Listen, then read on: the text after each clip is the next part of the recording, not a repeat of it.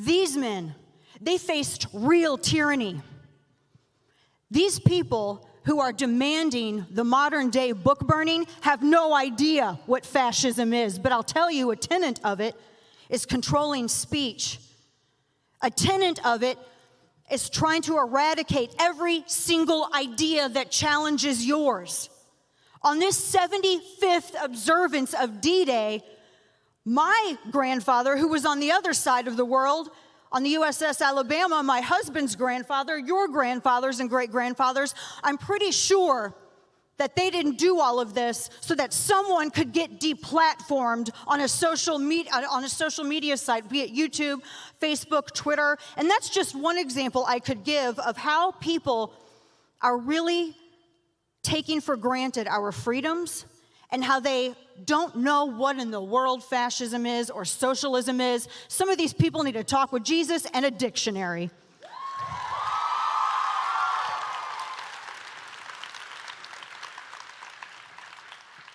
It's just amazing, absolutely amazing.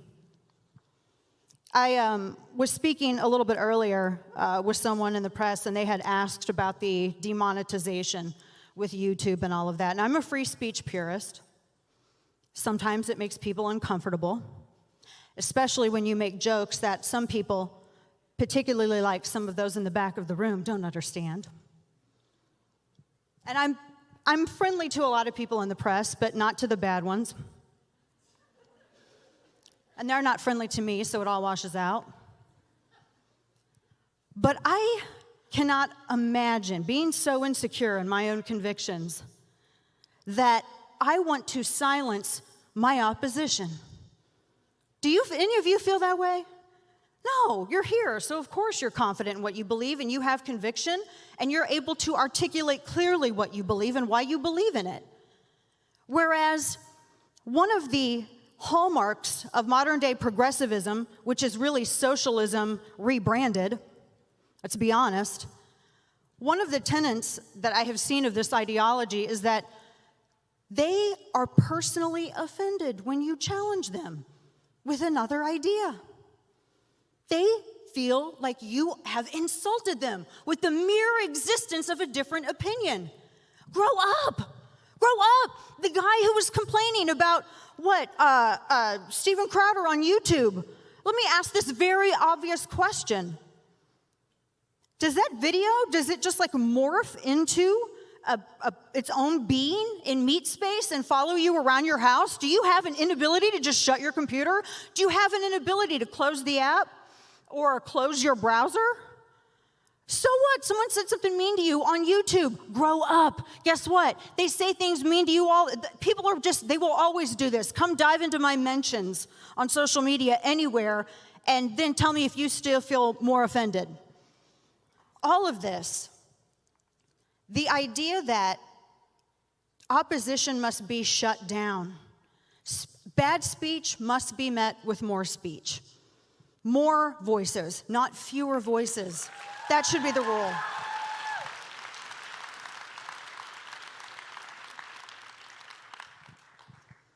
I was thinking about all of this this morning when I was preparing for my broadcast.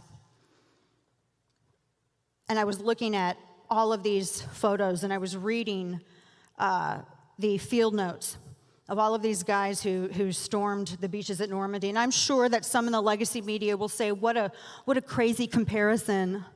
Really, though, is it? Seems like they were made of tougher stuff than some of the people here today. I mean, at least from my perspective. People who want to shut someone down, they want to use big tech to push big state. I understand what Senator Josh Hawley's been talking about. As a free speech purist, I don't want government to regulate social media. I don't want to boss private companies around and tell them what to do with their capital. I mean, I have a life. I have so much unfolded laundry at home, I won't even want to look at it. I'm busy. I'm a busy person. I coupon. I don't have time for that. But at that same time, these companies are inviting regulation upon themselves. I don't want them to be stupid and make stupid decisions. I do understand what Senator Hawley had said, and I talked to him about this several times. where he discusses the difference between a platform and a publisher. You can't have your cake and eat it too. You know, if you want to be a publisher, you have to be open to accepting liability for things you choose to publish. Whereas if you are a platform, free speech reigns. What's wrong with free speech? Things might change with regards to big tech. But so much of it is due to people being sensitive, media playing gotcha games, progressives wanting to shut down conservatives, people saying that if you are pro-life, then you hate women, or if you want to own a firearm, that you like dead children, which is getting old, by the way, and it's really bizarre to say to a mother. And I don't work for Planned Parenthood.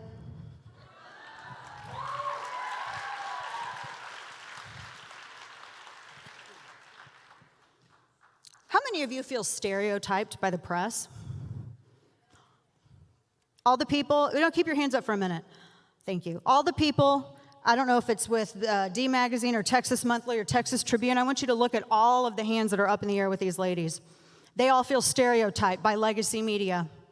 They feel stereotyped because they're pro-life. You can put your hands down now. They feel stereotyped because they're pro-life. They feel stereotyped because they're pro-liberty. They feel stereotyped because they're pro-Second Amendment self-defense. And they don't feel as though you have been portraying them fairly. I think that that's a very important thing to note in this era of Me Too. Don't you all think so?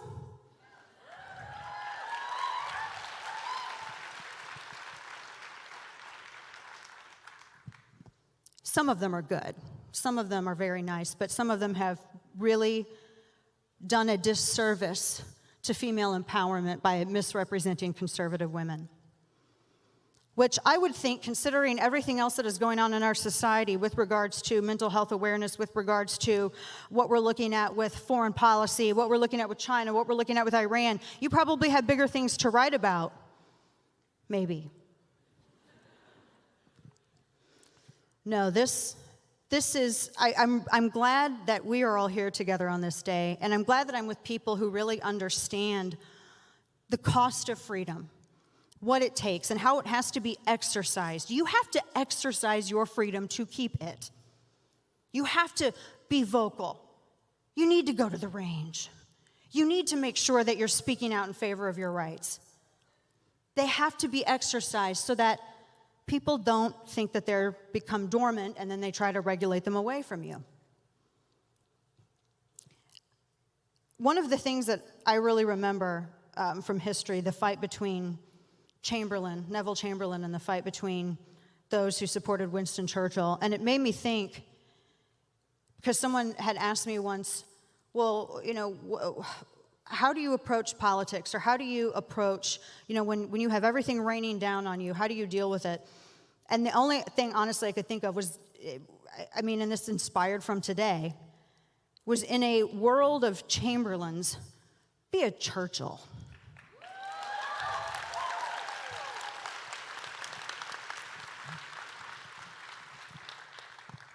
Never give in and never surrender. Refuse to give up. One of his famous speeches, and I played it on air today, was how we'll fight them on the beaches, we'll fight them in the streets, we'll fight them wherever they are. I love that.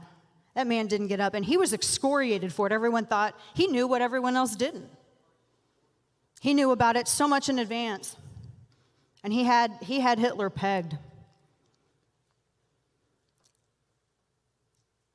I read a piece today, I think it was at Vox, I might be wrong, that was discussing tyranny and fascism with regards to speech in our country, with regards to social media. Did they realize that by threatening people with physical violence if they wear a red hat, or just engaging in Antifa protests by burning down buildings, these are tenets of fascism, controlling speech and making people too afraid to buck the party line to speak out freely. And it's amazing how many, to speak of media again, don't think that, for instance, what Antifa has done is violent. They think it's protected speech. They think that assaulting someone for wearing a red hat is protected speech. They think that assaulting somebody with a sign, who was that one dude? he was the guy who videotaped himself. He's an elected official. He videotaped himself harassing a woman. Oh, yes. This guy saw, and he propositioned these young girls outside of an abortion clinic who just were there praying. Praying. What's wrong with praying? They were praying for people. They weren't offending him. And this Mr. Me Too progressive elected official decides to proposition these girls and dox them and asks for assistance in doing so from his audience.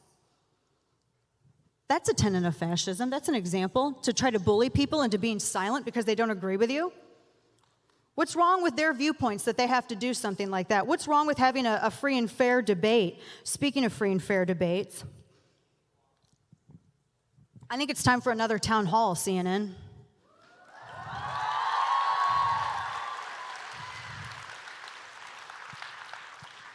I'm trying not to talk with my hands with this mic, so forgive me. I think it's time for another town hall.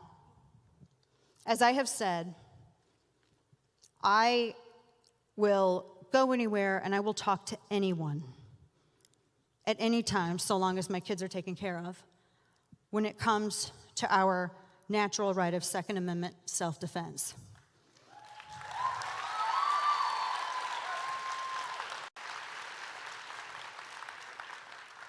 I don't know how this case in Florida is going to pan out with this Scott Peterson deputy. And I know that some of the Bloomberg gun groups have been trying to say your good guy with a gun doesn't work. This wasn't a good guy with a gun. This was a coward with a gun. Big difference.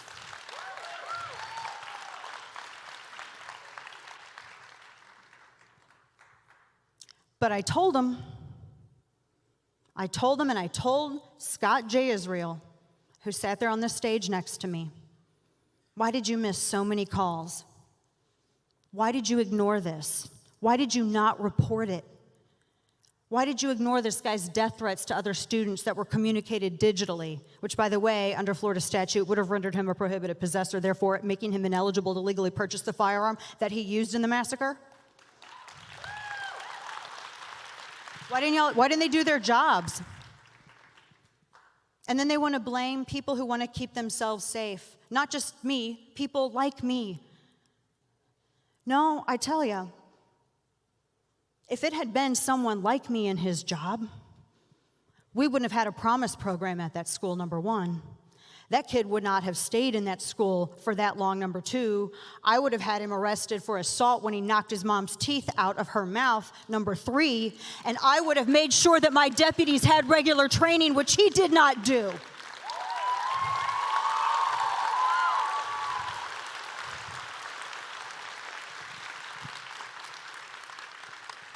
And all of those in the legacy media who wanted to blame innocent people, y'all can tie that one on a headline for size. This day, 75 years ago, and I'm going to wrap it up because I want to have Q&A time. I hope that we are worthy of the sacrifices that have been made for us. I want to every day wake up and know I'm going to do my best today and I'm going to be worthy of these men's sacrifices. And I want us to recognize those people who are so willing to so selflessly serve amongst us and lift them up. We are a sisterhood here. This is the conservative sisterhood. Look around.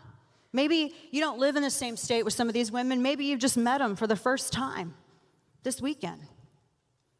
These are your conservative sisters. And for the gents, some of us brothers, okay. Fellowship with these women, lean on these women, and support each other. We are in a cultural war. It's a cultural war. And we're going to need every single one of you. Lift each other up. Be a friend to one another. Don't tear each other down. Be good and kind and be there when one of you needs backup. If I had any advice to give any of you, that is the number one thing going forward. And I so appreciate you being here with me, and let me hang out with you for a little bit. I think we're going to do Q&A. Your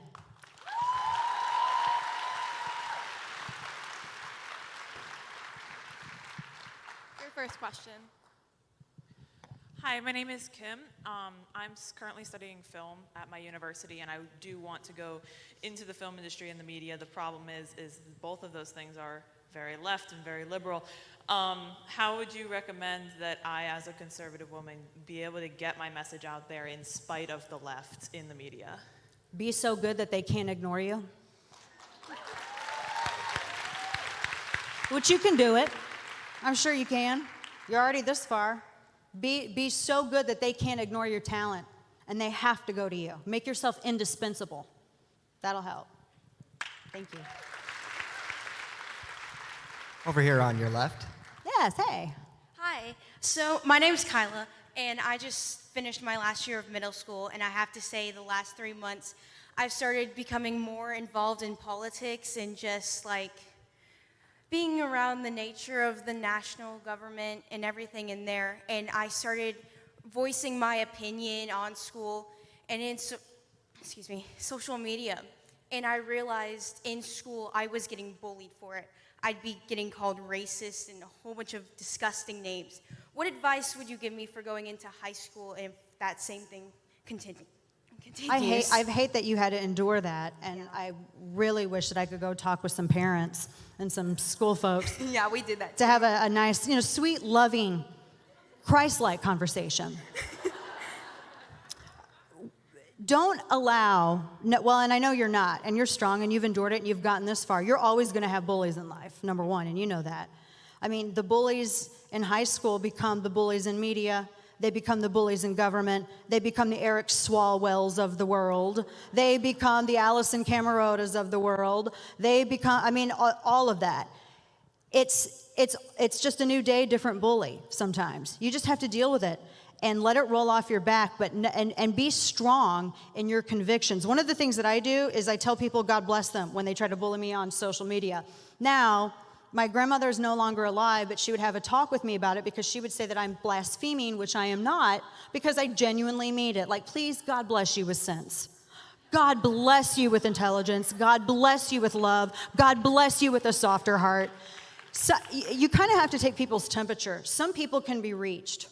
I swear I'm going to bring this tugboat to shore, but I have a real weird analogy. There's a movie called Warm Bodies, and it's about zombies, and Nicholas Hoult is in it. I don't know how many of you have seen it, but there's a difference in zombies. There are the bonies, which are the zombies that are so far gone, they're so far removed from humanity that they will never have any hope of reclaiming it. And then there are the regular zombies, which actually, with love and kindness, can be turned. Sometimes the closest that people will ever get to actually understanding their rights or understanding any issue that you hold dear is through you. You're a cultural evangelist of sorts. And keeping that in mind and sort of taking people's temperature, there's some people that you just are not going to be able to, you're never going to be able to reach because their hearts are hardened, their heads are hard, and they are just more interested in looking cool in a debate than they are actually learning. Knowledge is your best weapon. Sometimes ridicule can be too, but try to honestly, and this is my greatest struggle, I'm like laying it all out here, is to be nice to people who don't deserve it. That's what you got to do. I hope that helps. Thank you. And if they give you any more problems, you send them to me. Okay, I'm not kidding. Hi, my name's Jessica. I'm from California, and I just graduated from an all-girls Catholic high school. Congratulations. Thank you. Which in itself was very rough because I'm about 30 minutes outside of San Francisco, and it's very, very left. I've heard. Yes. Have you? And so something that I always had a lot of trouble with was being able to feel safe in a classroom, which I'm sure if like anyone else comes from a more liberal state can say they've been through. How do you suggest help for those people? Because I talked to so many of my teachers, and especially like my religious teachers were all very far left, which was very interesting. And so how do you suggest for people that are in situations where they feel like they could almost be harmed for just speaking? You're asking the wrong Southern Missouri or Ozark brawler on that one. If you would have asked me this 10 years ago, I would have suggested throat punch. But we have moved on. We are bigger people with softer hearts full of love. It's my affirmation. Similar to what I said to the young lady over there, I hate that you feel unsafe because of that. You, in some ways, you have to go through it. Because there are other people who may not have the courage you have that are watching you and thinking, if she can't withstand this, then I surely cannot. Always live your life, or try to as much as you can, when you express your viewpoints and when you live according to your faith and when you express your viewpoints, live your life in such a way that it causes people to question their own convictions. That is, living is the best, living it and really walking that walk are sometimes the best evangelism ever. And honestly, I don't want to tell you to be sassy right back to them, or, always literally, seriously, defend yourself. But we have a lot of infuriated, angry, hateful people out there. And I think sometimes, and I know this sounds crazy, and I am not like a bleeding heart conservative, okay? But sometimes I think that those people need niceness more than anybody. It's really hard to hate someone when you know them and when you're face to face with them and they're being really receptive to you and they're being genuine, not in a condescending way, but in a genuine way. And hopefully you have some people in your school that can kind of, and going forward, that can kind of back some of these individuals down. They have to realize how silly it is that they would go towards threatening your safety and security simply because you think differently. Does any of this help you? Okay, because It was like a big thing in my school, especially going through the election of Trump and then the midterms. So in this most recent election of Congress and everything, I'm also in theater, which doesn't help. you're just you're by San Francisco, you're in theater. You're just right there you're right there in the fire.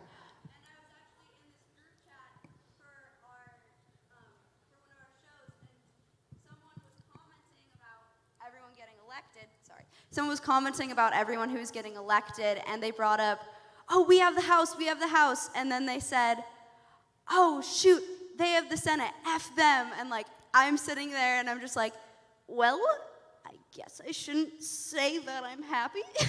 Yeah, F them for having the Senate. America, that's not... Sometimes you just have to kind of show them how silly it is. You have the House, we have the Senate. That's a nice compromise, isn't it?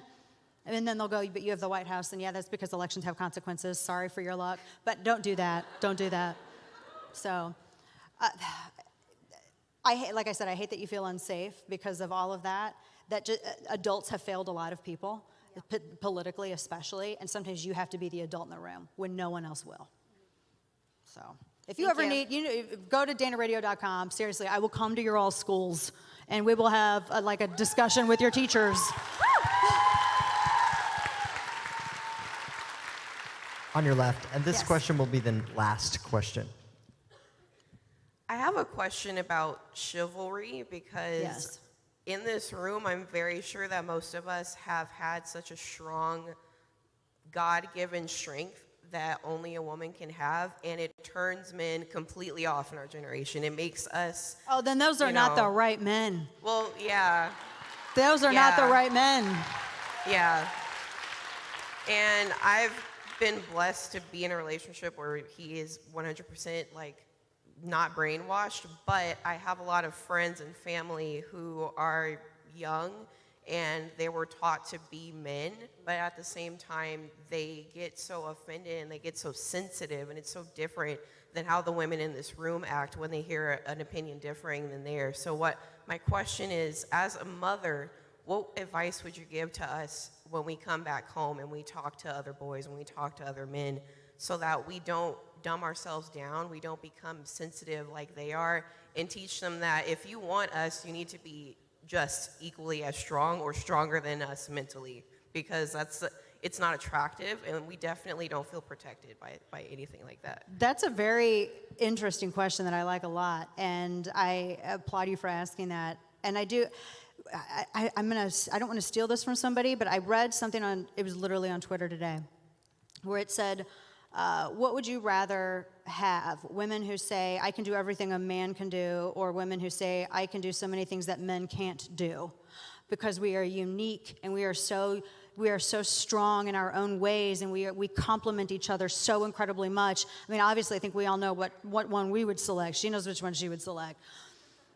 I am married to a very strong man. If anyone has ever either met him or seen us on social media, I believe that a strong woman deserves a strong man, number one. And it's true.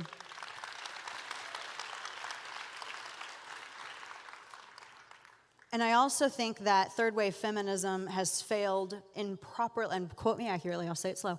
Third wave feminism has failed in properly raising strong men. And so now you and a lot of other women are dealing with the consequences of that.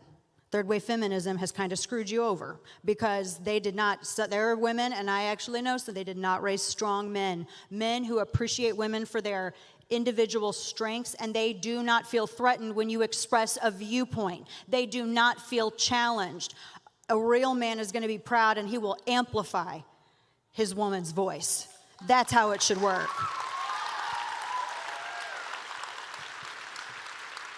And in terms of dealing with them, I think in some ways, and I've seen this with a lot of progressive/socialist men, and I'm not going to let them get away with rebranding themselves as not socialist.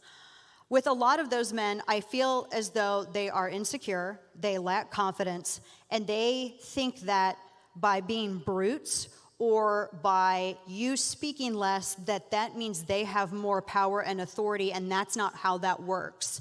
And sometimes with progressive men, you have to re-raise them. And you know what, that's not anywhere near as offensive as the stuff these men have said to me or any of you ladies on social media so they can have 1 million seats. But in dealing with that, well, first off, and I know you won't, never sink down to their level. It's tempting. Oh, goodness, it's tempting to wrestle in the mud with a pig, but it just makes you dirty, and you have a pretty dress on, and so you don't want to do that. But sometimes you just are sowing the seed and planting that nugget of knowledge, and then other times you just have to walk away. And I mean, honestly, life is too short and to invest in anybody or wherein they don't value your strong voice and understand that there are things in which you believe in. And I'm not saying that everybody has to date conservatives only or Christians only or anything like that, because I definitely was more liberal when my husband met me. But you have to push back in a strong, in my perspective, a strong Christian ladylike manner and handle them like a mother. That can be interpreted in a couple different ways. Does that answer your question? Okay, you're welcome. Thank you all so much. It has been an absolute pleasure. I so appreciate all of you. God bless you. Enjoy Texas. Thanks for coming.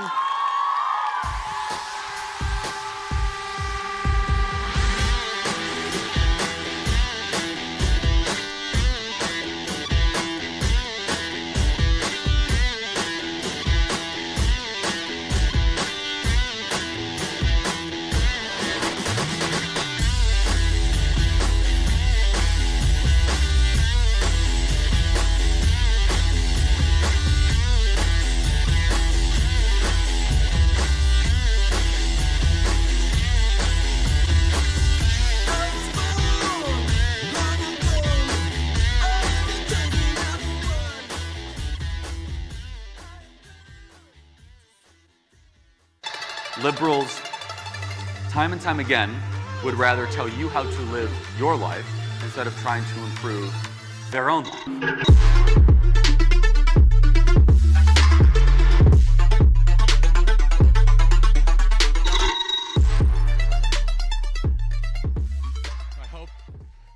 you're enjoying the beginning of YWLS. We still have some phenomenal speakers to come. You know, as a campus-based organization, now on over 1,400 high school and college campuses across the country. It's amazing, isn't it? I first want to just give a shout out to our amazing Turning Point USA chapter leaders that are starting groups out there, fighting the battle on the front lines. We know how hard it is to fight for freedom and fight for the Constitution, both on high school and college campuses across the country. We are so honored to have our next speaker speak to the largest ever gathering of young conservative women assembled. I'm going to keep saying that until the media starts reporting that. How about that? Right? And we know that on campus, free speech is under attack. We know that the left focuses on a singular type of diversity. They focus on racial and ethnic diversity, which is important, but they seem to ignore intellectual and ideological diversity. And they seem to, the left hates the idea that there are other ideas.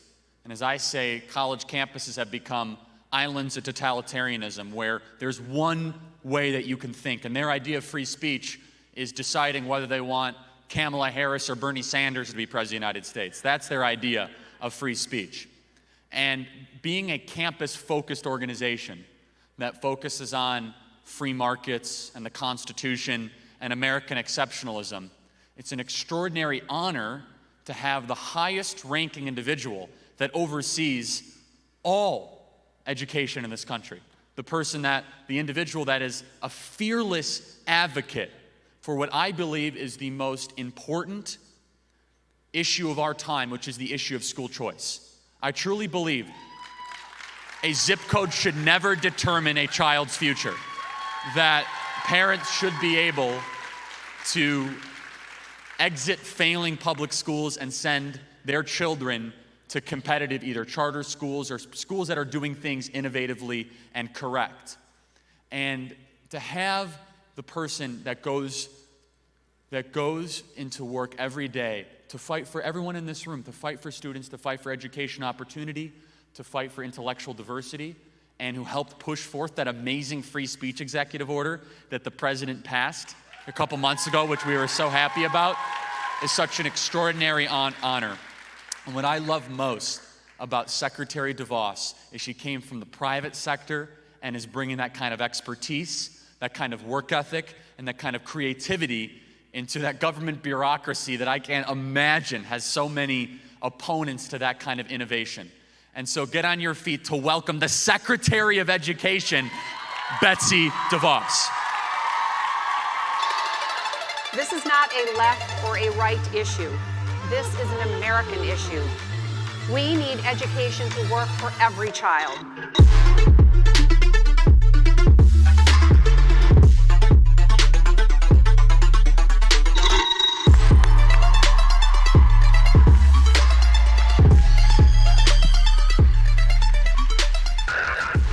It's great, right?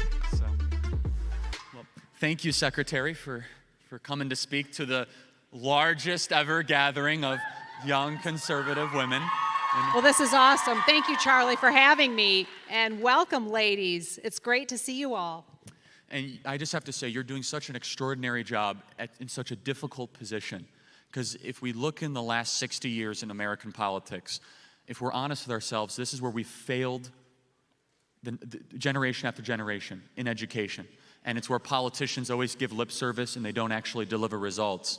And first, I just want to thank you on behalf of our campus organization and the students of America for fighting for educational choice, for fighting of freedom of consciousness, for fighting for free speech. It is such a tough battle that you're fighting in DC. So on behalf of Turning Point USA, we just want to thank you again for delivering results on that front.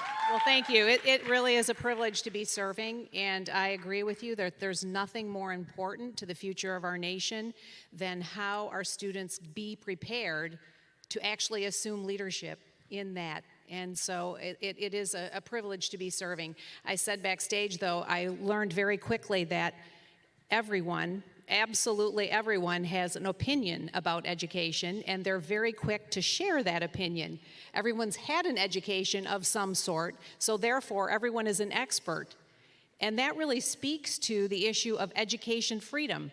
We all come from different perspectives, from different backgrounds. We have different passions, different interests, and all of us should be free to make the most of those passions and those innate gifts that we all have. And I love that, because what it goes to show is something that we talk about a lot, which is we don't know what's best for other people. Some people, homeschooling might be the right option. Any homeschoolers out there? We love our homeschoolers. For some people, you know, faith-based education might be the right option, Catholic school or otherwise. Or some people, public school, or some people, private school based on, you know, whether it be the arts or whether it be on academic standards. And it gives people the freedom to be able to choose. What an amazing, you know, what an amazing concept, right? The type of education that fits them best. And this seems to be a constant theme, that there's one part of the conversation that wants to control. Despite the failing schools, despite the lack of standards. You know, I was reading something the other day that in Baltimore, they out of 10 schools, they could not find a 7th grader in downtown Baltimore that was literate at the 7th grade reading level or proficient in math. And these are failing schools. Well, and think of all of those kids whose futures are limited as a result of not having opportunity to develop at an early age. And just to put it a little bit more in context as well, there's an international assessment that is done every 3 years, and countries around the world, developed and developing countries, results are compared for academic achievement. And in the latest one, the United States was 24th in reading, 25th in science, and 40th in math. Now, if we had results like that in the Olympics, do you think anyone in our country would stand for that? Absolutely not. So what are we doing saying, oh, well, we'll just try harder, we'll spend some more money and see if that helps? Over 60 years, we've spent over $1 trillion specifically to try to help those who were struggling the most do as well as those who are at the top of the heap. And over 60 years, $1 trillion at the federal level, not one thing has changed. So we've got to do something completely different, and that all goes to really providing education freedom for students to pursue.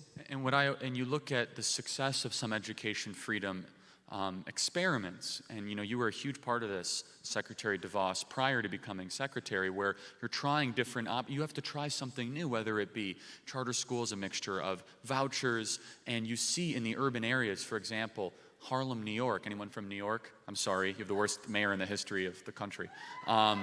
And where you see families waiting on these waiting lists to have their kids go to these schools. If this was such a bad idea, why do families wait in line for hours just to have a chance to be able to get their kid into this school where the waiting lists are 10 times what the capacity is? And I just have to, you know, I would love to have you talk about what, you know, you're focusing on actually make this happen as a reality. Well, one of the initiatives that we have, the big initiative to really try to advance this at the federal level, involves establishing a federal tax credit that individuals and companies could voluntarily donate to 501c3 charitable organizations that would be designated by the states that chose to participate in this tax credit. So no mandate from the federal level, but an opportunity. And if a state chose to participate and individuals and companies gave voluntarily to that fund, the state would then be able to take a portion of that federal pot and develop or augment programs that they already have in their state to extend scholarship opportunities to families and students in the state to choose a better fit for their K-12 education. So it's a really important way to jumpstart this for states that have kind of been on the bubble, or for ones that have been resistant in some way, or frankly for those who are already a ways down the road to really advance the opportunities in their state further. And I often cite the state of Florida. How many are here from Florida? Quite a few. Florida has come the farthest in offering education freedom to the students there. And in Miami-Dade County, it's really interesting to note that 70% of the students there go to a school other than their assigned school. 70%. So it could be a magnet school, it could be a charter school, it could be a faith-based school, a virtual school, or in some cases, combinations, a couple of classes at one and a couple of classes at another. And the superintendent there has embraced this notion of education freedom and says it makes everyone better. Everyone who's an education provider gets better because you have somebody or something to compare yourself to, and you know that in order to be able to serve students as you want to, you've got to get better every single year. So it's a great example. Florida as a whole is a great example. And you look at the opposite of states that are resisting school choice, the results unfortunately speak for themselves, and you see students that are just trapped in these factories of failure, is all you can call it. And then you have all these horrible systemic issues that happen afterwards, which is an increase in gang violence, an increase in single motherhood because of the failing public schools. Yes, and then you have students who graduate from high school, at least receive a certificate of graduation, and then go on to some form of higher education and have to be remediated because their K-12 education didn't prepare them. And students who will go to a four-year college or university and get a year or a year and a half into it, take on a bunch of student debt, and decide that they really can't make it because they again, haven't been prepared. And it really is such a huge disservice to so many students, and we're fooling them in too many cases by thinking they are achieving levels that they haven't. And frankly, in a lot of places where people think the schools are actually doing well, the academic achievement levels really are insufficient as compared to our competitors around the world. And you look at, certain, I mentioned Baltimore, you look at certain inner cities, and you just have to ask yourself, despite us spending trillions of dollars over the last 60 years, we've seen a net, almost a decrease over time in some of these test scores, and it's not throwing more money, it's innovative solutions. It's also getting, and I say this all the time, I think teachers are modern day heroes. I really do believe that. And I actually, and this is me speaking, because I have this experience, I think that we should be able to pay good teachers more and hold bad teachers accountable, because bad teachers should be not in education. And I totally agree, and we believe that the teaching profession has, in all too many aspects, been deprofessionalized over the years, because everyone in the teaching profession has basically been forced into a box, much like the students have. You have to, be on this page of this curriculum on this day. You have very little autonomy in your classroom, even though you might be a outstanding teacher. And in some cases, if you are too outstanding, your peers don't really want you to sort of stand out above the crowd, and so they sort of shame you back into line. And the whole thing is just spring-loaded for too many people, for adults to fail and for students to fail. And so we have actually proposed a couple of innovations to help show how differently teachers can and should be treated, in that we believe that teachers should be able to choose their own professional development. They know what areas they need to develop most themselves, and yet in almost every district, in almost every state, there is very much a one-size-fits-all approach to professional development. Also, outstanding teachers, and I'm sure some of you in this room have had the experience of having an outstanding teacher who wants to continue to grow themselves and grow in their career, but the only option for all too many teachers is to leave the classroom and to become an administrator. And students, as a result, suffer, and the teachers themselves, I've talked to dozens of them who have done that very thing, either left the classroom completely and left education because they just have felt, stifled, or they've felt compelled to go into something they really didn't want to do, only to continue to advance their own careers. Well, there are opportunities, we believe there are opportunities for excellent teachers to become mentors of new teachers, of less experienced teachers, and to recognize that as a very valid profession and a career track for them. So we've proposed a program to help, jumpstart that kind of a thing as well. There are so many ways that teachers as a profession can and should be much more highly honored, and we believe that they need to be. And I totally agree. Anyone here want to be a teacher? Anyone studying education? That's awesome. You guys should get into teaching. We need you. And the thing that really frustrates me is that all teachers, at least the high school I went to public high school, all teachers were treated the same, despite the outstanding teachers that got there at 6 a.m. and the teachers that were not so good that, called in with so many sick days. And you made the perfect point, Madam Secretary, has a nice ring to it, by the way, Madam Secretary, where you said it's been deprofessionalized. And that's exactly right, where it's almost that we incentivize our best and brightest not to become teachers. And that's not right. We should have the people that really want to make an impact in the world to want to get into teaching. And in my own opinion, in my own estimation, I think it's been a disservice. I think that the public sector teacher unions have done a disservice to teachers in general and have given way too much power to the teacher union bosses, and not actually to give the teachers the capacity to be able to have the freedom or the ability to have the best rise to the top. But kind of on that note, something that's really passionate to us at Turning Point USA, and we were talking about it backstage, is getting the United States Constitution taught properly in our schools and getting our founding documents right? And it's amazing how few students are exposed to the brilliance of these documents and our founding fathers. And so how are you planning to continue to address this problem as we move forward? Well, it is a huge problem, and the latest statistic that I saw suggested that only about 18% of high school seniors had a reasonable understanding of civics and U.S. history. And that's a frightening figure when you think about it. I don't think it's appropriate for the federal government to mandate a specific curriculum nationally to address this.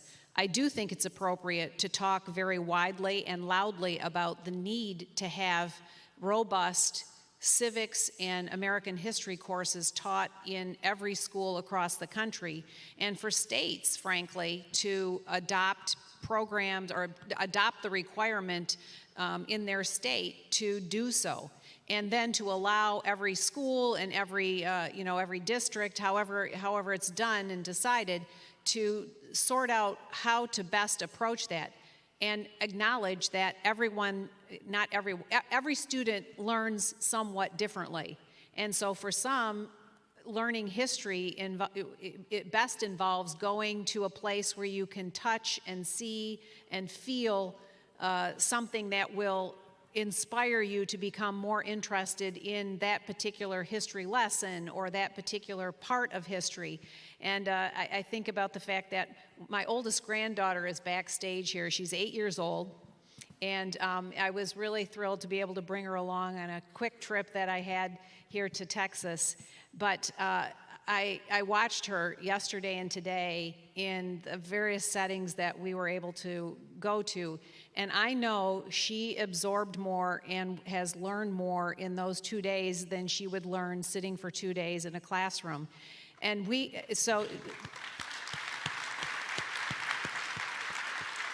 acknowledging learning differences and also acknowledging that learning really has to be lifelong, tearing down the silos that exist today between K-12 education, a four-year college or university, career and technical education, community colleges, those silos, and then business and employers, those silos have to be torn down, and we have to acknowledge that all of our activities have to somehow continue to challenge us to learn and to be curious and to be really active contributors to whatever our world is.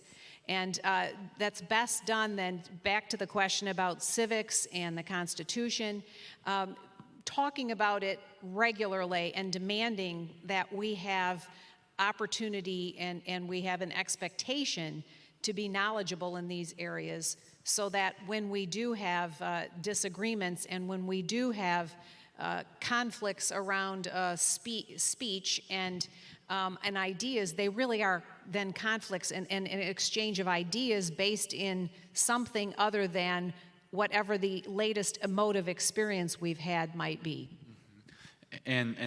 When a generation does not have appreciation for the founding values or commonality of what those are, then you're just talking past each other. And I believe we've seen, to transition to one of the points that you've really championed so well, the fight for free speech on college campuses, I think that's happened because people don't understand the significance of free speech, because they're not taught the U.S. Constitution.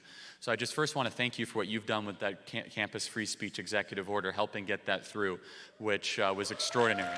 So thank you for that. And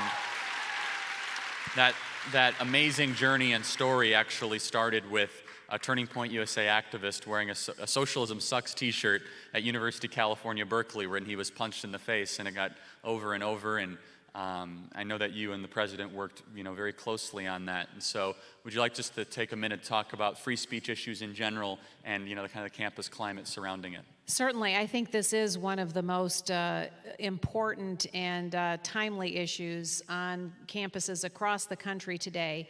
And I think it ultimately stems from, the system that so many have come through that has not prepared them to enter a world of ideas where ideas are meant to be debated and meant to be exchanged and meant to be, fought for and fought about, but with constructive conversation. Not, it is more than just a slogan on a T-shirt or, an altercation here or there. It really has to be the battle for getting to the truth, and acknowledging that in all too many cases, truth has been abandoned, and the pursuit of truth has been something that has been denigrated and devalued in too many places.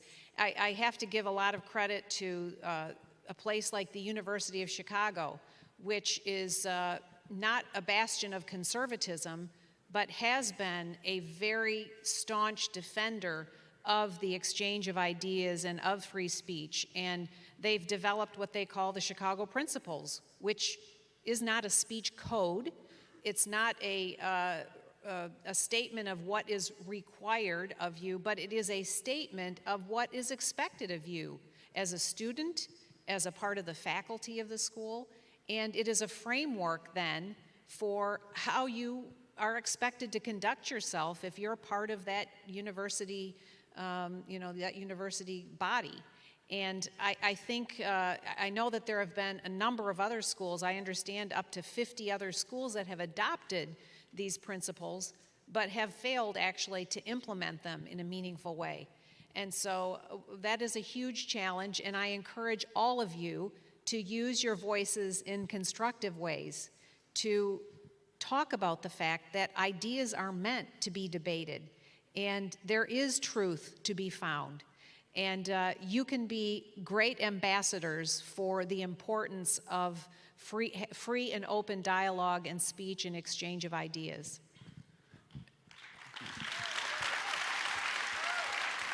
And one of the other issues that you're really taking head on, if we take a quick poll here, who here has student loan debt in one way or the other?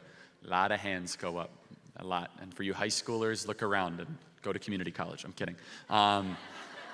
You're taking this on very, very courageously because it's a difficult issue. Would you like just to comment on the student loan issue and kind of how you're addressing that?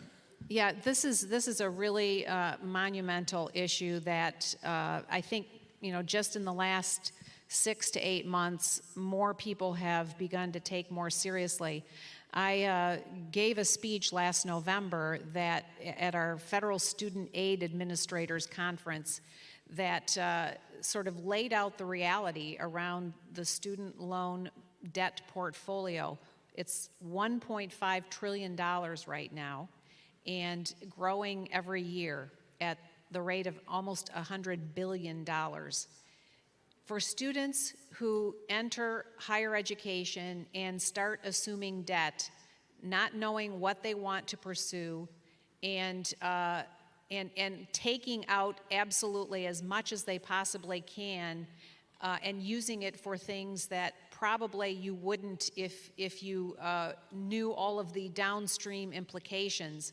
We have felt a very keen need and responsibility to help, first of all, to help provide students with more tools to be able to manage, make decisions about and manage their assumption of debt. So one of the things we've done is we've put the FAFSA form on an app for your smartphone. So today, a student can complete their federal student aid application on a smartphone.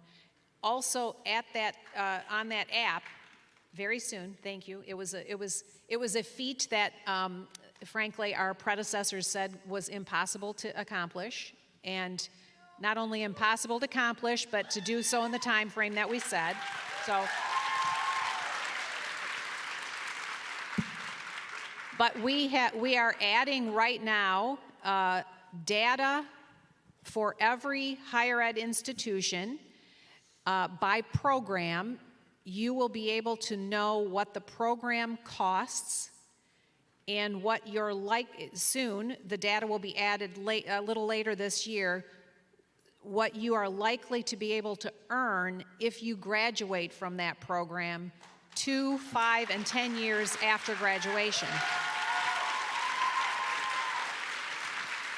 I think this is going to have a really salutary effect on schools who, a number of which have programs that are really not very defensible to offer to students on a variety of levels and measures.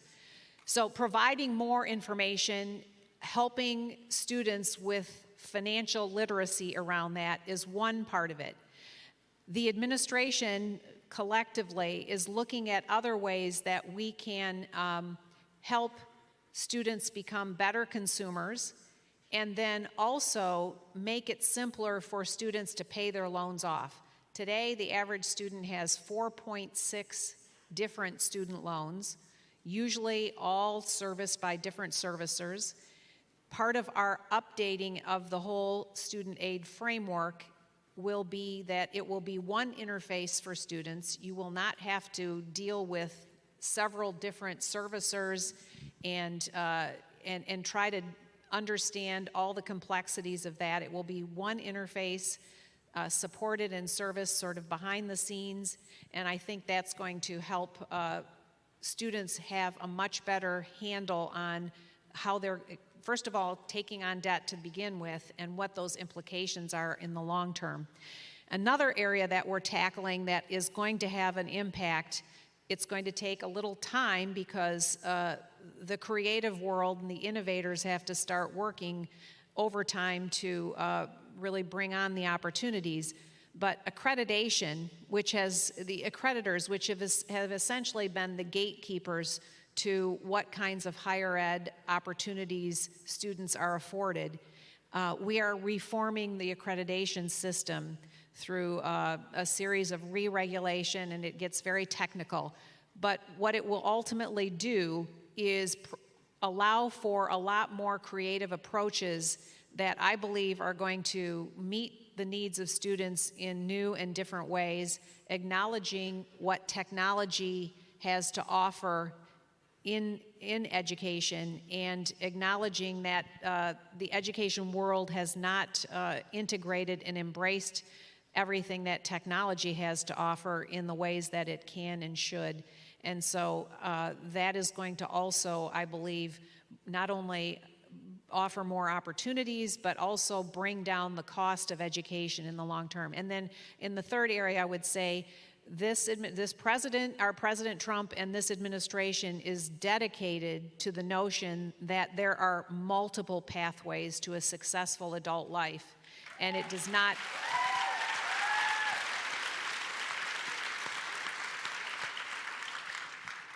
Today we have nearly 8 million jobs going unfilled in our country, many of which do not require, most of which do not require a 4-year college degree.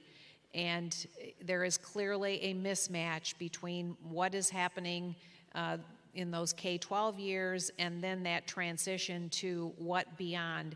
So we have been championing the embrace of short-term Pell Grants for those who need and qualify for those, to pursue certification and certificate programs that are much shorter in duration.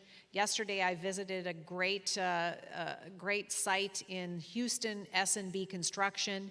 They said they could employ 3,000 more workers in highly skilled trades that have unlimited opportunity as far as what you want to pursue beyond that entry job.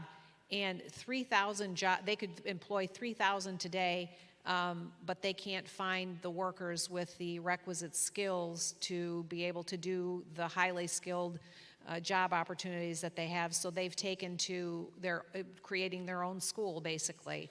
And they're educating veterans as they come out of service, and they've also been able to offer a lot of previously unemployed young women the opportunity to go from welfare in 16 weeks to earning $18 to $22 an hour.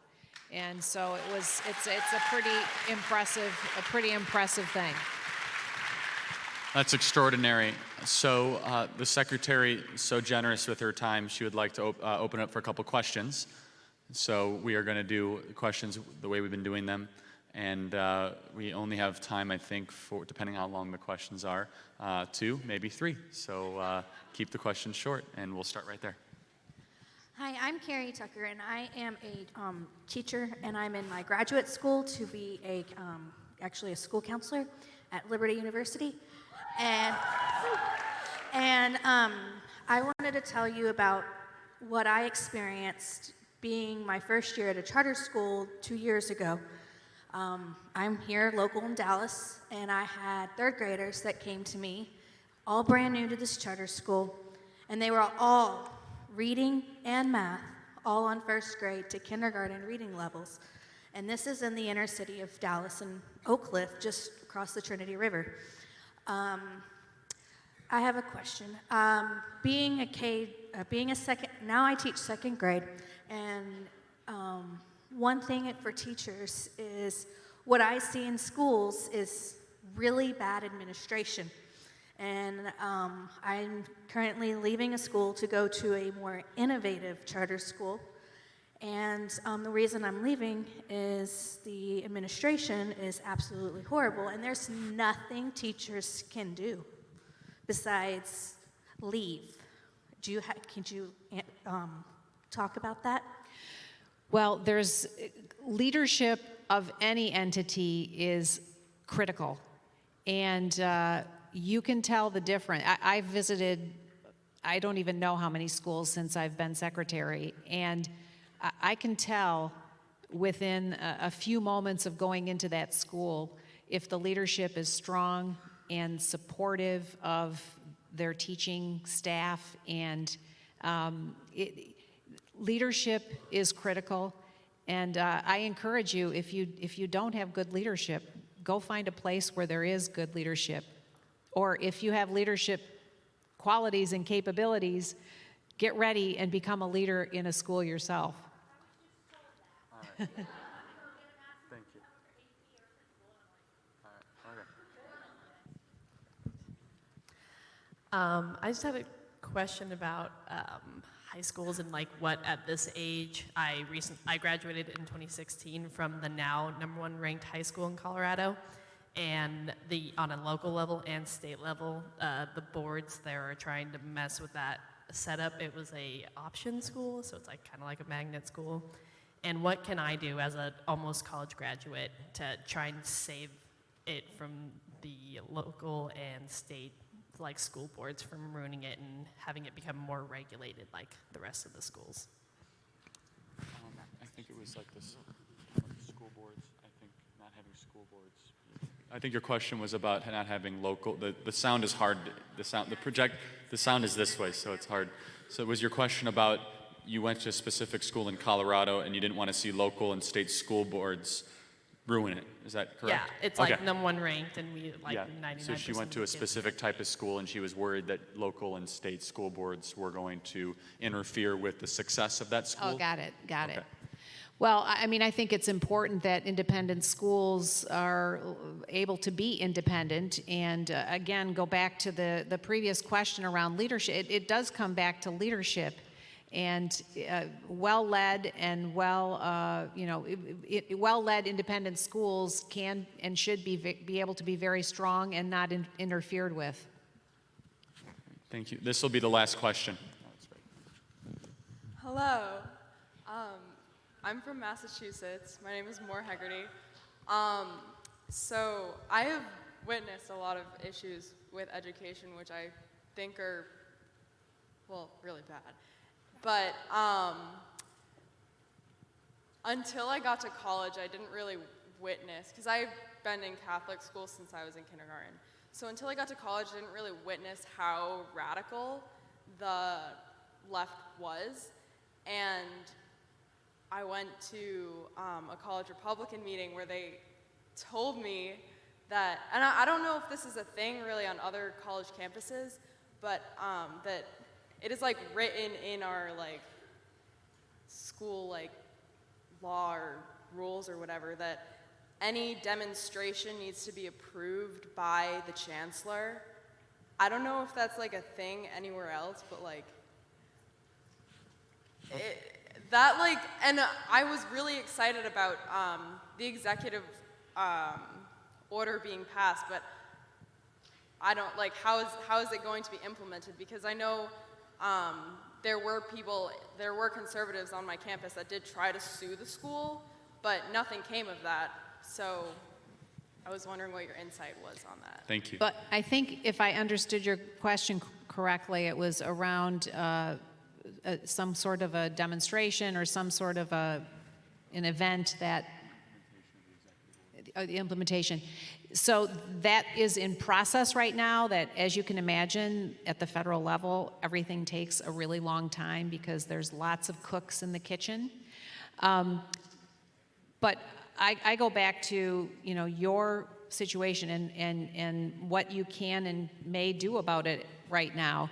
And I have you and the students that have been concerned about this sat down with administration and talked through, you know, what you're experiencing and what you might do to make sure that you have an opportunity to be able to express things? And I mean, has there been a dialogue that you've been thwarted on?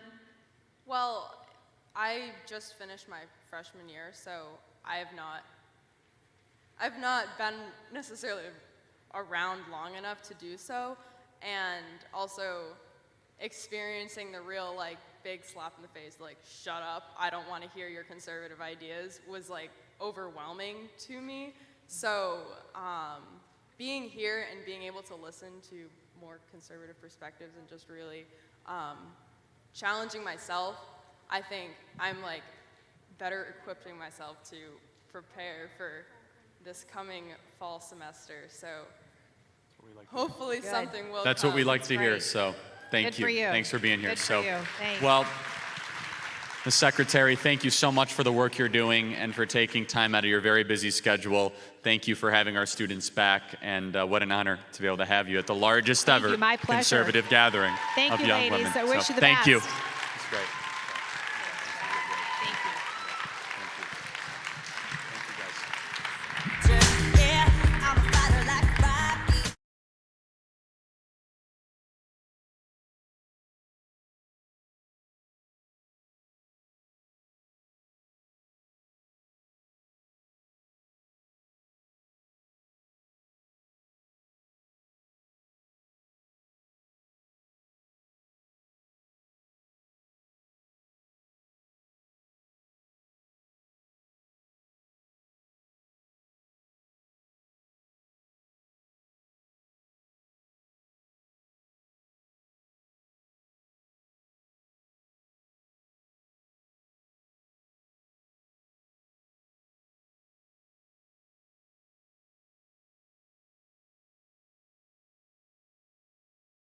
401ks get smaller, our bills get bigger, our taxes go up, and our paychecks shrink. In short, the American people have had it.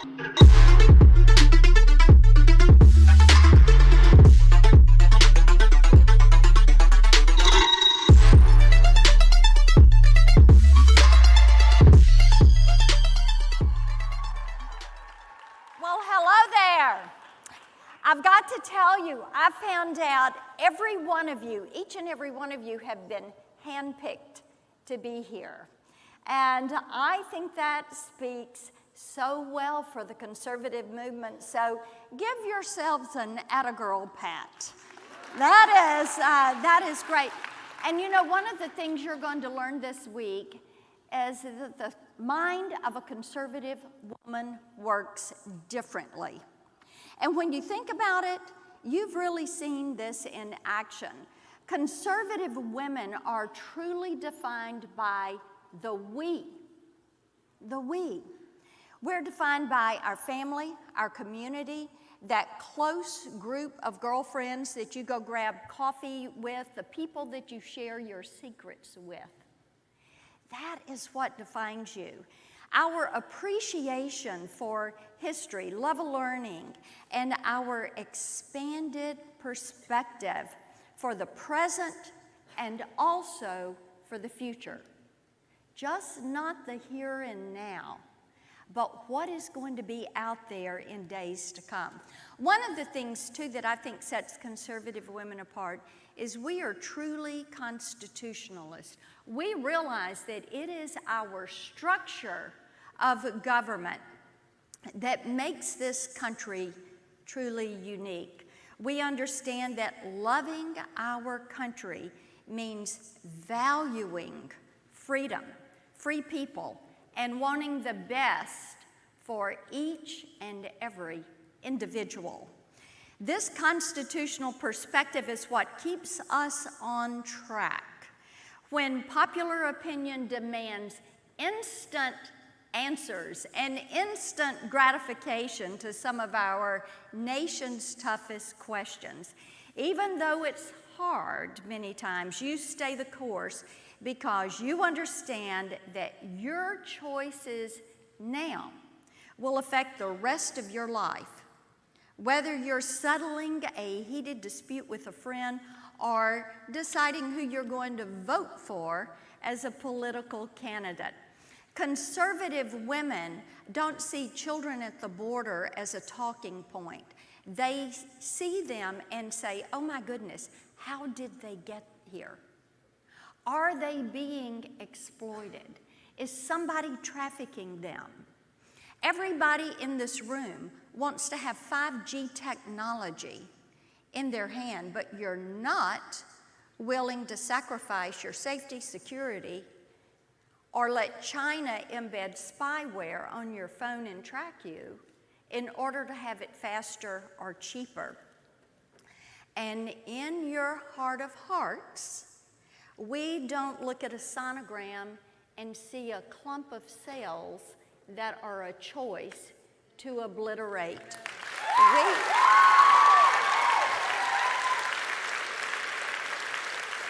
You know, I think we will all agree. When I go on record as saying that the women we see flooding the news cycles with left-leaning talking points do not speak for us. They really don't. And the problem with that is the mainstream media would have you believe that is the only type woman that lives in the United States of America. And what happens when conservative women get that seat at the table and enter that debate, the left will let you know that they feel like they're being attacked, and then they start to play the victim card. And before you know it, the conversation has shifted to an indictment of the conservative position, which will probably be labeled as an act of violence before the day is out. I gotta tell you, their frenzied activism doesn't stem from some mythical progressive high ground. It works because outrage sells. It gets hate clicks.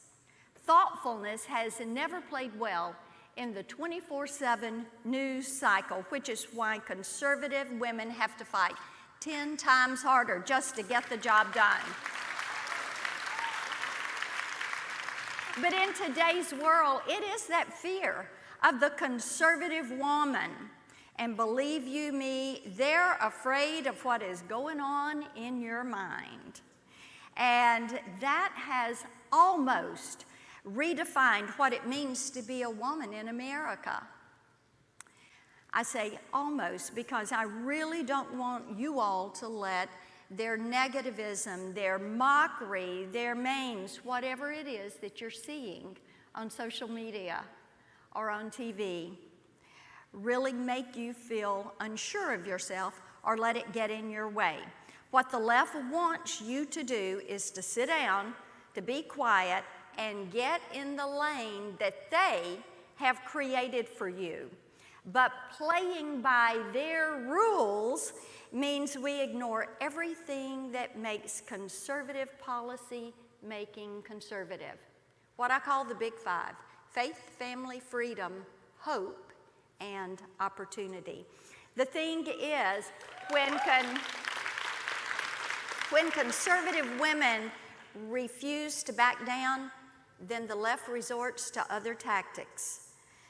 You know, they get out there, and whether the issue is immigration or abortion or Medicare for all or the Equality Act or border security, take your pick, they start using outrage to whip up their base and to go after conservatives. And once you've seen it in the headlines, then they've already staked their claim and tried to define that argument.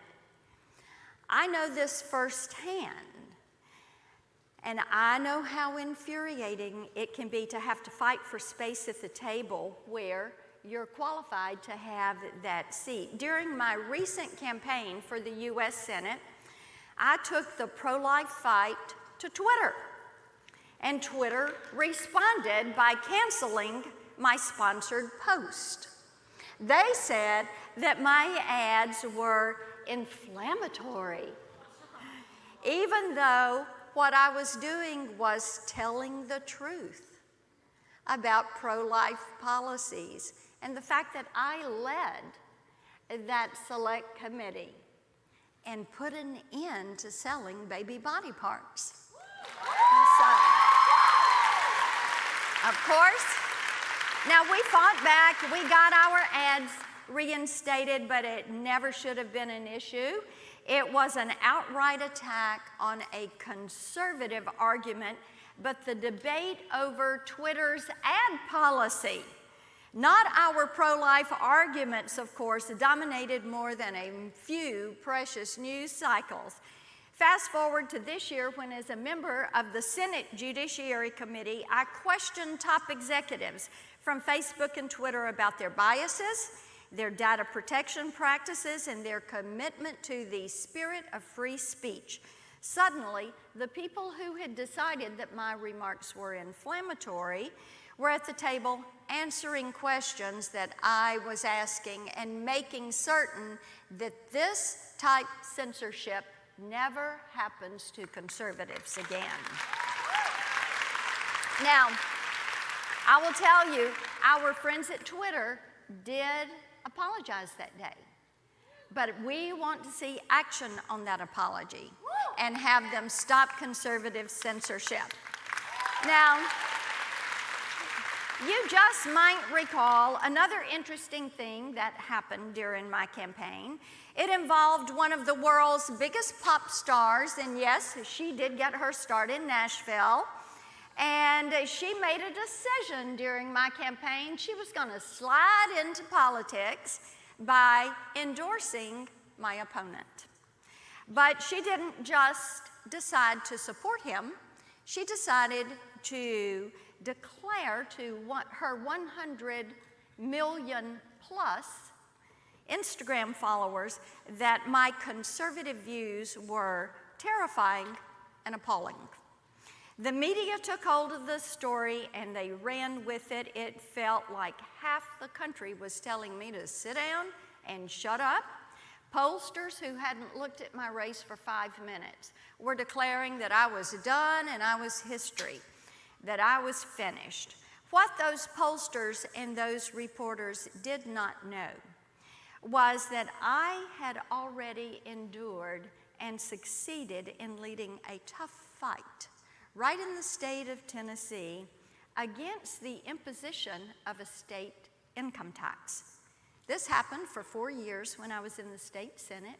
A Republican governor and his staff had asked me to just sit down, be quiet, vote no if I wanted to, but not fight passage of a state income tax that we didn't have. Well, you can imagine what happened. I didn't sit down, shut up, I fought, and we won. And today, Tennessee remains and will always be state income tax free. So, I was not about to sit down and take orders from a glorified comment section. I stayed right where I was. I kept on talking. I decided I would shake it off, and I won that race.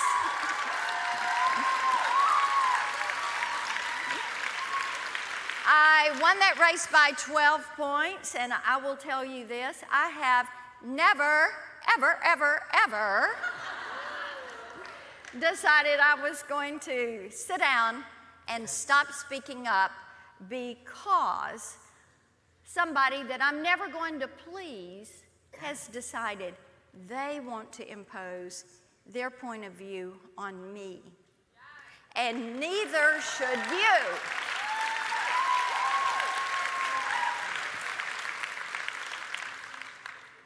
If you're going to put your mind to something, stick with it.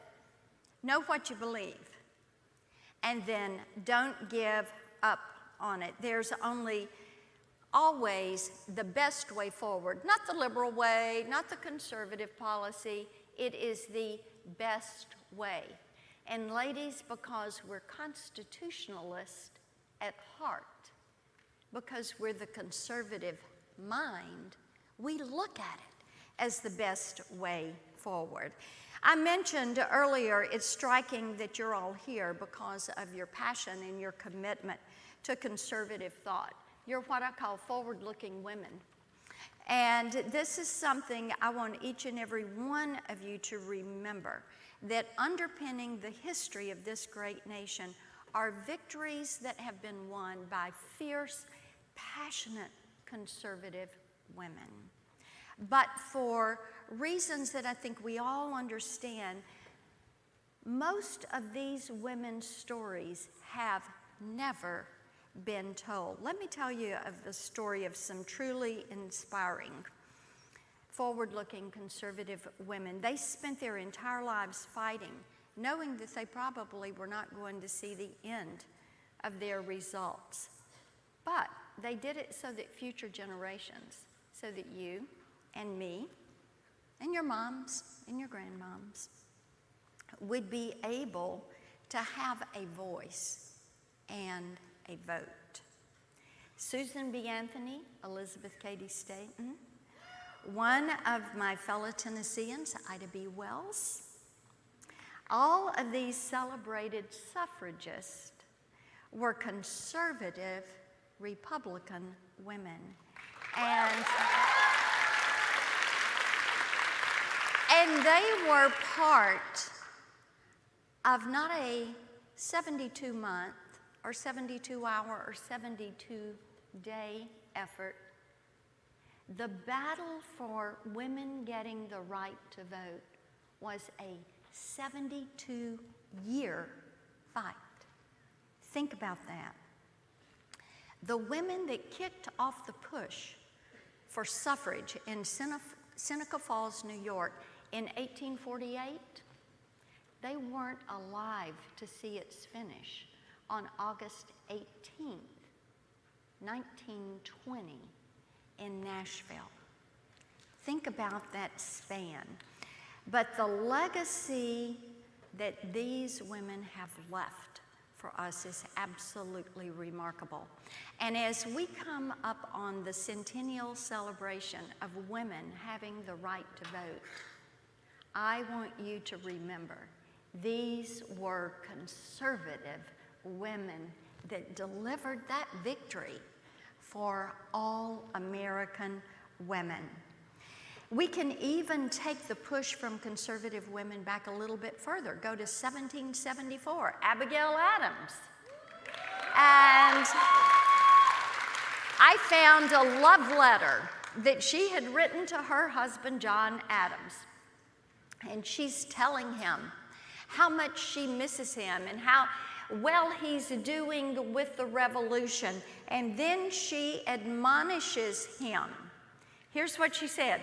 We have too many high-sounding words and too few actions that correspond with them. See, Abigail Adams knew better than him that the idea of freedom and a free America was going to take a lot more than just talking about life, liberty, and the pursuit of happiness. But this is one of the nuggets, whether we're talking about women from the Revolution, or we're talking about suffrage, or we're talking about you all today. One of the things that sets the conservative female mind apart is we have focus. We know how to stake out our position. We don't have to go check with the hive mind to see what we're thinking. We know who we are and what we are made of. So I want to encourage you all. I want you to look around because you're it. You are the future. You're the future of the conservative movement. And this is something that is encouraging. So you should start setting the example for other young women right now and start looking for opportunities to stake out your corner just like Abigail Adams, just like the suffragists, just like women that you know and admire, and people that have probably recommended that you come and attend this conference. Let me ask you a question. I want you to raise your hand if you're going to college or if you're in college and are a part of a group or an organization. Raise your hand. Okay, keep it up. Raise your hand if you've got a teacher that likes to assign group projects and is always looking for somebody to lead them. Get those hands up high.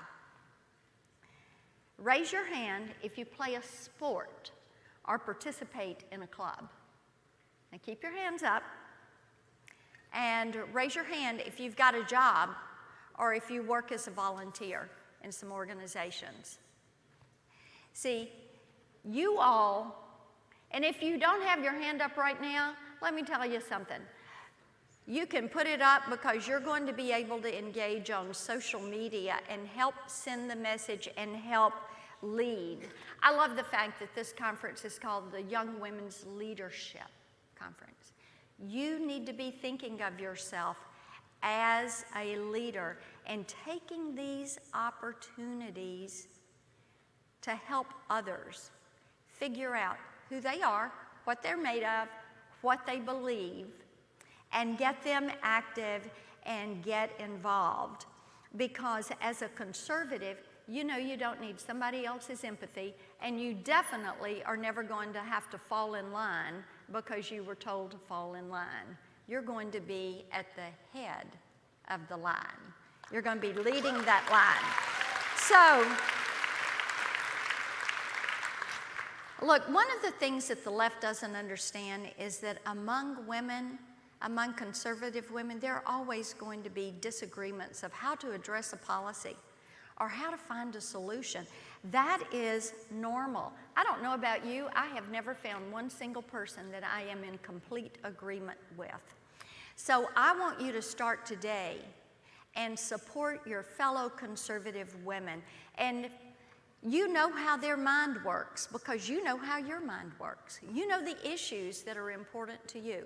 So the girl that is sitting next to you right now, you may not know who her favorite artist is, what sports she plays, but I want you to commit to help her.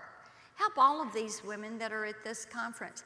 Amplify their voice. Follow them on social media. Push forward their tweets and their posts and what they have to say. And do your best to become a force that the left-wing liberal media cannot ignore. That is how we're going to preserve freedom for future generations. Thank you all so much.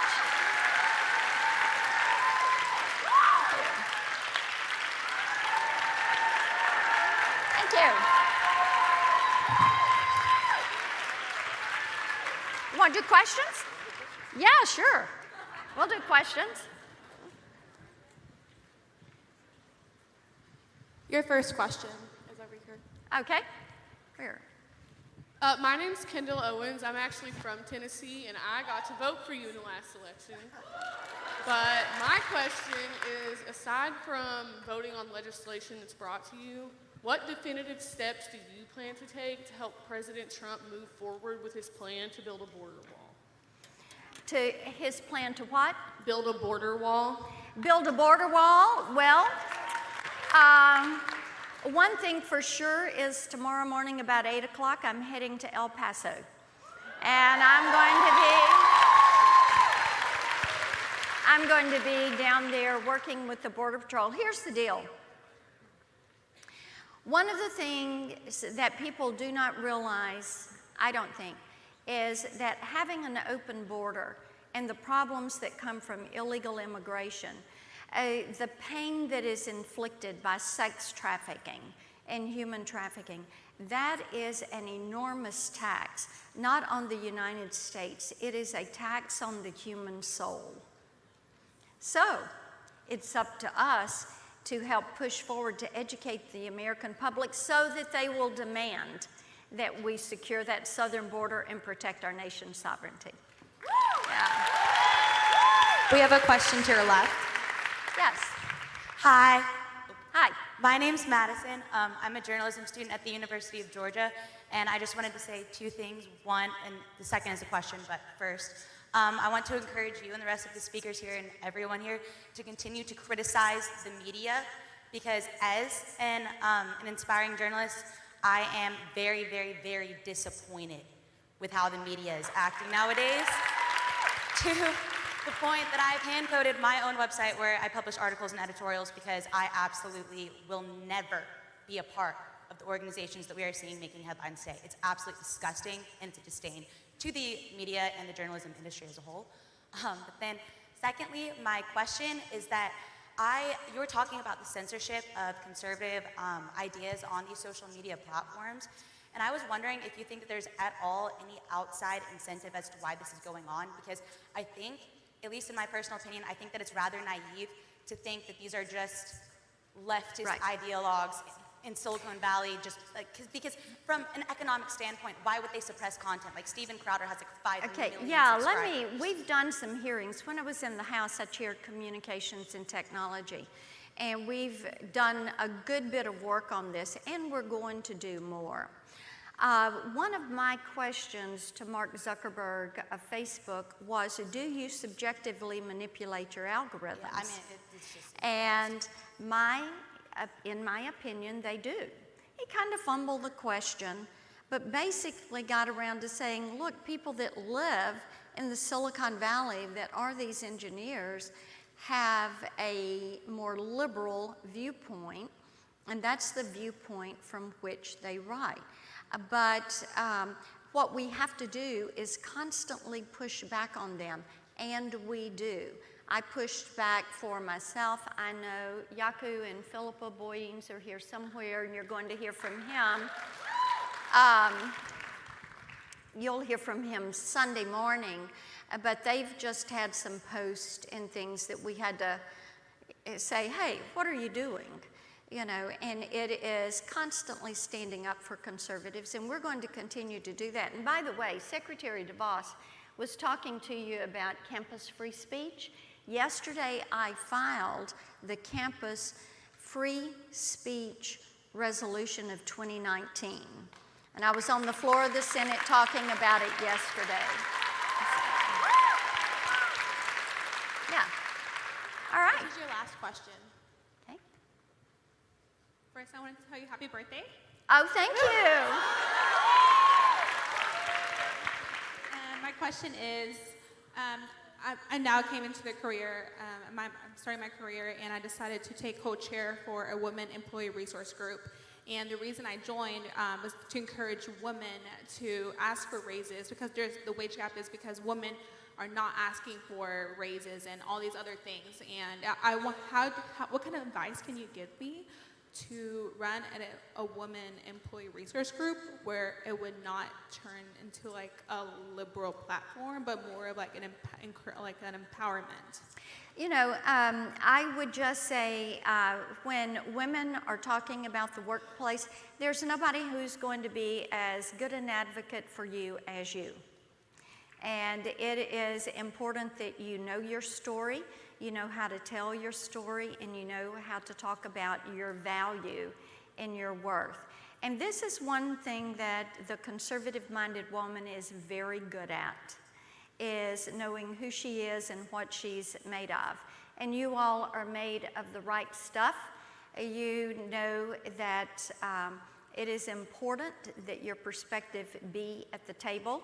You know you're smart, you know you're focused, you know you don't need groupthink to figure something out, that you're an individualist, you're a self-starter, and that is what drives the left crazy. So you all keep it up. And we're counting on you. Thanks so much. Thank you. It is the senator's birthday today. Yeah. So we have to sing you in a Turning Point USA fashion. We have to sing you happy birthday. All right. So, oh, wait a second, Charlie. Hey, Charlie. Is this Benny? Yeah? Okay. Hey, everyone. Hi, Benny Give it up here. for Benny Johnson. How you doing? We also have another birthday to celebrate in the house. I told them not to do this. This is Turning Point's 7th anniversary of being right. an organization since Charlie Kirk started it 7 years ago. So we have 2 birthdays. That's right. Turning Point and the Senators. So we have to sing our own birthday songs now? No, we had like a Pitbull birthday music. That will work. Happy birthday to you. Yes. So there we go. Well, all right. We'll sing happy birthday to the senator. 1, 2, 3. Happy birthday to you. Happy birthday to you. Happy birthday, dear Senator Blackburn. Happy birthday to you. Thank you. See you guys bright and early tomorrow. Don't be late. See ya.